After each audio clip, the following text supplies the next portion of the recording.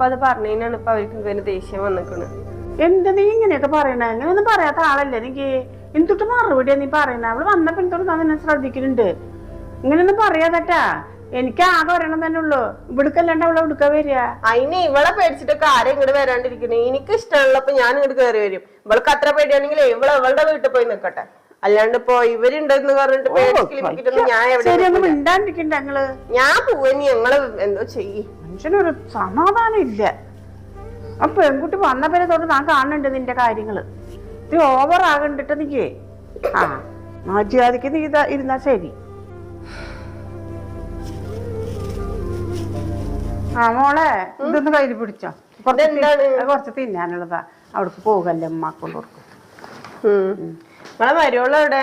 അവളോട് വല്ലാണ്ട് സന്തോഷിക്കേണ്ട പറയട്ടെ. എന്റെ അമ്മായിമ്മ വിളിച്ചോണ്ട് മാത്രമാണ് ഞാൻ ഇപ്പൊ അവിടെ നിന്ന് പോകുന്നത്. പറഞ്ഞു വെച്ചോളൂ. തുണികളൊക്കെ എടുത്തില്ലേ മോളെ? അതൊക്കെ ഞാൻ ബാഗിലാക്കിയിട്ടുണ്ട്. ഞാൻ നോക്കിപ്പോക്കോളൂ. ശരി.